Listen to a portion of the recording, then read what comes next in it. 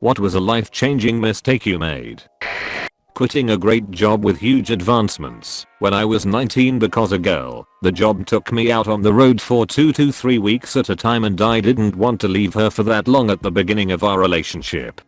That was dumb. It took me 8 years to make that much money again, and that girl dumped me after 5 months of dating. My ex-boyfriend quit his job right before college to spend more time with me. Everyone, including me, told him that was dumb.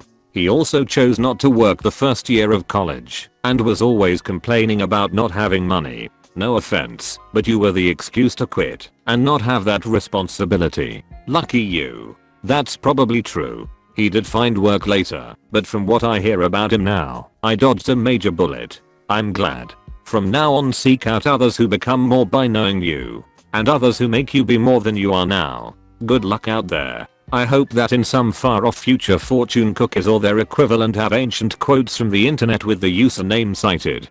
From now on, seek out others who become more by knowing you, and others who make you be more than you are now. Good luck out there. I'm married now, so I think it worked out. Heading home after a nice motorcycle ride on a Sunday evening.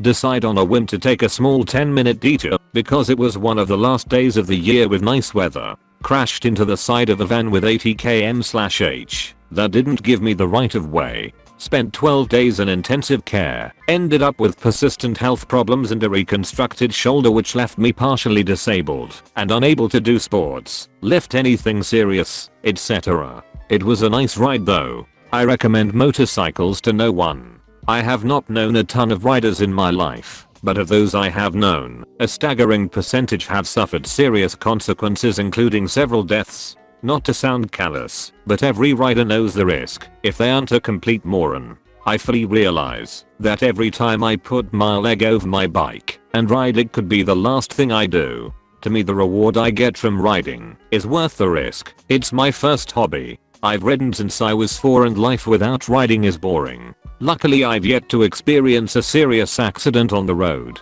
Dirt is a different story. Behind a set of handlebars is my happy place. There's no problems from daily life, no stress about work, or bills, or anything other than being in the moment. I can complete zone out on what I'm doing, the next downshift, my braking point, trail braking into my turn-in point, making a smooth arc, rolling on the gas as I stand it up, and finding the next corner. It relaxes me and invigorates me like nothing else I've ever found. I'd rather go out doing something I love than survive in fear.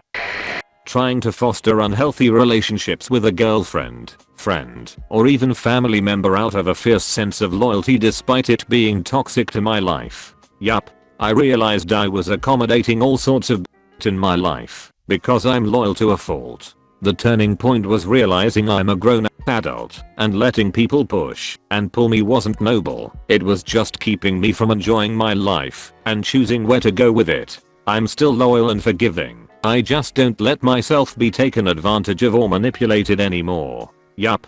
Thanks to you guys in Reddit, my people please self isn't a total doormat. Also, I'm sorry you had to go through this. If life isn't a little better, how can you know what's sweet? I think everyone goes through this, even if they haven't realized it. Most times I find that people are actually positive when given a chance, even people of Reddit. The good usually drastically overwhelms the bad comments. Foremost, I think insecurity is in the heart of people pleasing. I know because I have it. I'm naturally shy, was bullied a lot in elementary school, and parents divorced at 5. There's a fear of isolation, being abandoned, etc. All boils down to whether or not you are okay being alone. Whether you, alone, are good company, how others may perceive you, and how you value yourself. If you don't have a partner, you existing makes me happy. What a good people pleaser you are. Dating someone who was incredibly toxic for way too long. I don't regret it, though. It taught me a lot about what not to do and how to make sure I'm doing what's best for myself. It took 5 years for me to figure it out. I got cheated on, abandoned during a mental breakdown that hospitalized me. I had my shins stolen. I got slandered, and the whole time I just prided myself on my ability to bounce back and forgive. It may have been a smaller thing compared to the others, but when she lost my phone and refused to replace it, I finally realized that I had put up with so much that I was never going to stop dealing with more of it until I got rid of her. I don't regret it either though. It taught me a lot about patience and how forgiving isn't the same as a free pass. Sometimes I wonder if she's learned anything too, or if she's just another man's problems. It's likely the latter. It's amazing how your last straw doesn't even have to be the worst thing they do to you. My last straw was when I went to bed early at my own party so I could drive us both to another city in the morning for a weekend trip we had planned. If I went on my own there were plenty of friends I could stay with, but none of my friends wanted to put up with her, so I had to get us a hotel room. I wake up around 2 to 3 am to a phone call saying I should just go without her. Too late to cancel the hotel. I ended up going with another friend, had the time of my life, and told her to get the f out of my house. As soon as I walked back in the door, there were several things about the relationship that were objectively worse than her ditching me for a weekend trip. But that's the thing that finally made me realize I had had enough. Cheers for getting out of that situation, and extra cheers for learning important lessons from it. Not going to grab a bite with my dad just because I was too lazy to meet up with him there. A day later he killed himself. Also, not being strong enough to see my dad before being burned, cremated, sounds weird in my head. Will never be able to see him again, and having missed my chance for a final goodbye kills me every time I have time to think by myself. Thank you for making this thread, really needed to vent. Thank you everyone for your kind comments. This happened 5 years ago. I'm married, and our daughter will be born in August. Life turned out good for me, but staying as rational as possible. I still think he wouldn't have killed himself if I'd just been a better son and met up with him more often. You know, just be more involved in his life. We'll never know, and that for it'll haunt me for the rest of my life. That's not something you have to regret. I saw my wife twice after she died, and I really wish I hadn't. Instead of remembering the vital lovely woman she was, I just have this image of her pale and lifeless burned into my brain. I wish I had the courage to go against everyone else's wishes and keep the casket closed. I feel it, man. I didn't see my dad for 7 months before he died. All I can think of is a cold corpse in a casket. Now he's ashes, so I can't even visit a grave. I find it's better to visit a place we loved to go together. The grave is just a piece of ground with a big stone on it. She's in the places she loved, not a hole in the ground. I'm sorry for your loss. It's rough when you're away that long and something happens.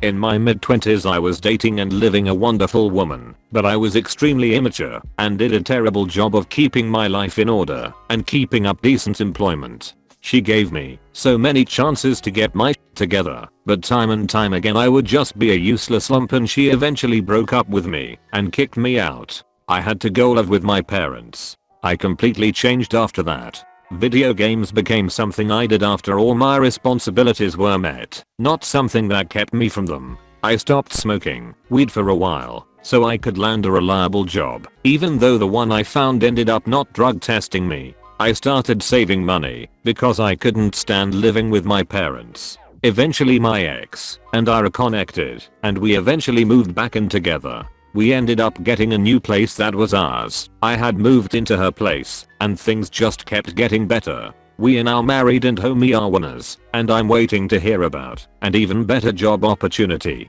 It's a shame we had to come to that for me to get my together, but it changed my life. You're lucky it went the way it did, because oftentimes you don't get that second chance. Glad it worked out for you, man. Now stay vigilant and keep up the good work. Way to turn it around. That first paragraph is an accurate description of how my marriage ended. I've always hoped he could get it together like you did. I still hope he eventually did, just not with me. That's how my first relationship ended. He just couldn't get himself together and kept mooching off everyone in his life who loved him. Finally had to give him the boot, and it was honestly the best decision I ever made. In the mid-2000s I used to work a call center job while finishing up uni. It was a startup fintech type job.